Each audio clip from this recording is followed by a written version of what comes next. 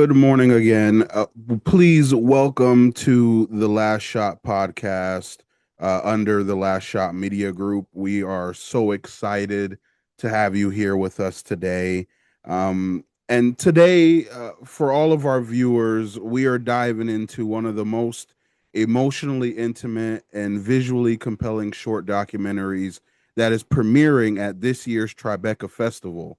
This film, Mon Taxi, is an 8-minute documentary that explores grief, migration, memory, and connection through deeply personal voice notes between the filmmaker Meriem Sakrouhi and her late father. This project is making history as the first Moroccan film selected for Tribeca in more than 2 decades, and it premieres as part of the festival's Where We Belong Shorts program. Joining us today is film director, producer, editor, and co-cinematographer Meriem Sakrouhi. Meriem, thank you so much for joining us, and congratulations on this incredible milestone. This is just so amazing. Thank you so much. I'm happy to be here.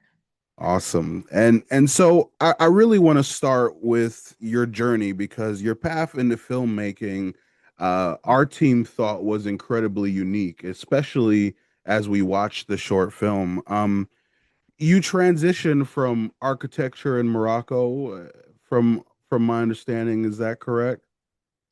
I I left home at 17 and I actually started doing architecture first in Spain and then in the US. But I am transitioning from architecture to film. That is Okay. correct. Okay, and so I'm curious, how much of your architectural mindset helped shape and frame how you approached your emotion, the physical space you provided to tell your story in this moment? I definitely think it influences. I feel like all of like the experience of becoming an architect is teaching us how to see. Right, Um, and it's just it really trains our eyes. Um, and in a way, film is about showing the people what we see or what I right. see. So I definitely think there's a direct correlation because of that. In like teaching you how to see and then transmitting what you see. Right. Yeah, that's what I was wondering, our team, we were like, okay, this is an interesting shift in your career and what you're trying to do. And so that kind of leads me to my next question. After moving to the United States, your calls with your father became a daily part of your ritual. How did living in a completely different environment change the emotional significance of those conversations for you?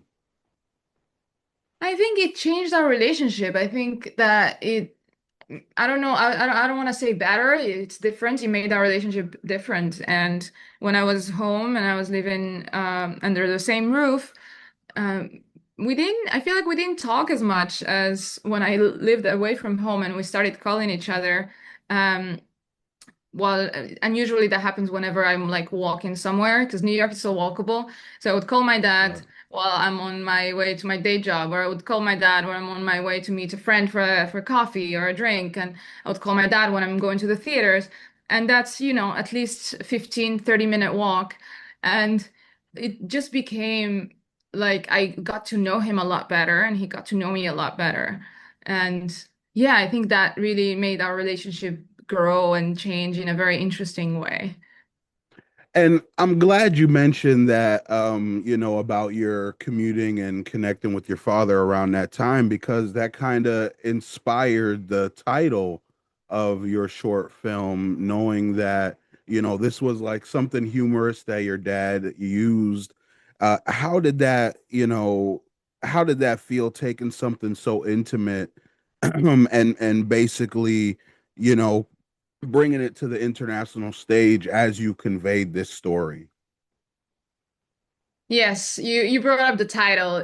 It's true. My dad used to joke around with his friends and tell them, "Oh, I'm Miriam's free taxi," because whenever she leaves her home, she calls me, and when she's about to arrive, she says bye to me. Uh, And he was wearing that nickname with a lot of pride. So it was only natural that, my title became that. Um, uh, the film, the film started as an accident. I didn't plan to make this film. It just happened because I had the need of sharing things with my dad, and I had the impulse of picking up the phone and talking to him, and eventually started recording these voicemails that eventually turned into the short film. But at all points, I was just making this short film for myself because it was so healing, Right. and it almost felt like it gave me a way of connecting with my dad, which was the thing I was struggling with the most when I lost him. And then eventually, when I decided to show it to the world, because there might be people that might relate to this story, it feels still to this day very nerve-wracking because it's Right. like I feel like I'm going to be emotionally naked in front of a very big audience in a few days now. And yeah, it's just very nerve-wracking, but I'm also excited to see the reaction of the audience. Right.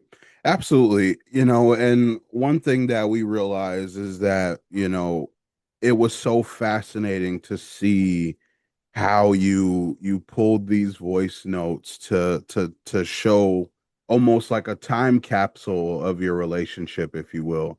And, when we think about that, at what point did you begin to realize this is something that I can use not only to work through my grief, but to tell a story? At what point did you realize that that was going to be a thing? I so at the start, it was all audio based. It was all a collection of voicemails I was leaving my dad to tell him about things.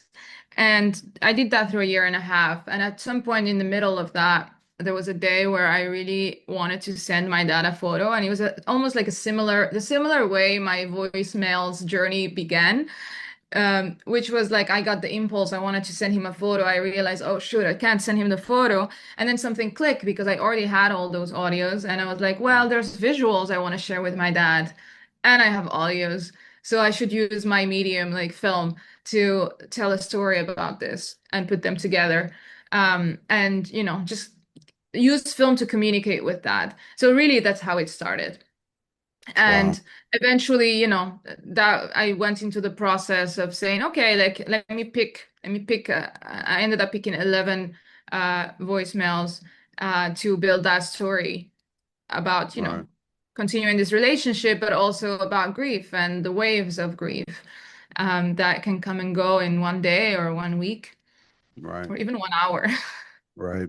And one thing that we've observed is that everyone grieves differently, to your point, someone might grieve for a day or a year or 10.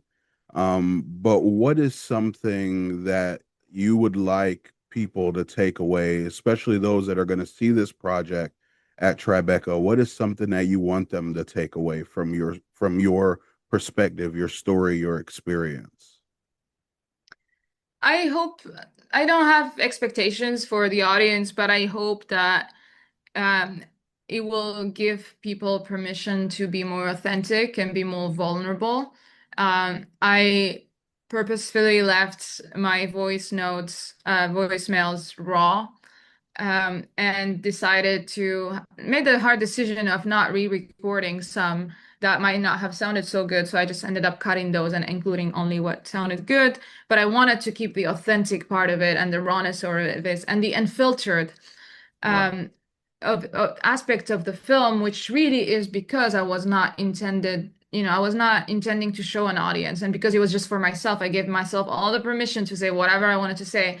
And then I decided, you know what, I think I should share this with the world because I want to make a statement that people can be vulnerable and authentic, and there's nothing wrong with that because social media tells us everyone's life is so perfect, and it can be so depressing to think that everyone's life is perfect because it's Right. not. So just, if the audiences can take away that they can also share their feelings, that they're probably going to have deeper connections with people if they do, and that they're not the only ones going through something, and then I would love that. Or maybe someone will want to reach out to their parents after they watch it, or a friend that they haven't talked to for a while. So yeah, I think that. That I got to tell you, that's so powerful. And knowing the significance of this moment being the first Moroccan film at the festival, how does that feel for you? When honestly, it's very surreal. First Moroccan short film in the festival. Um, yeah, I still can't believe it. It just makes me carry this huge honor. I think in a very poetic way, I feel like it's my dad that still takes me places, and the fact that he's taken me to open this, the biggest door for me so far to my film career. Um, it's just yeah, it's just unbelievable that we get to carry this honor together of bringing Moroccan shorts back to Tribeca after 20 years. Right. Um, No, that's incredible. Thank you again, just for sharing this with so many people. We watched it. We think it's incredible. Just seeing the emotion. We feel like we could feel that there, right? So, are there any final thoughts that you would like to share with us, our audience, the people that will be going there to Tribeca? I I was gonna say being faced with grief many times in my life has really taught me two things. One is going to sound very cliche, but that life is short and it's very important to not leave things for later. And the second one being that I really think the most important thing in life is people and our connection to people and to humans. So that for me, it gave me so much clarity. It was very simple and nothing else really mattered. Not no like the success doesn't matter, the definitely not the material stuff. Just reinforcing the fact that, being connected to people and sharing experiences as a community is really what life is about. That's And I that's hope that's my film incredible. brings that too. Yeah. That's incredible. Well, thank you so much for your time today. We Thank truly appreciate you for being with us.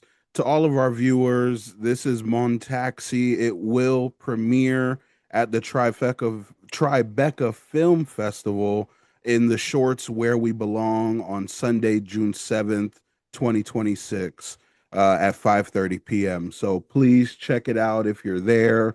Check it out, everyone. Thank you again, and we wish you the best of luck. Thank you so much for having me. I really appreciate it. Thank you.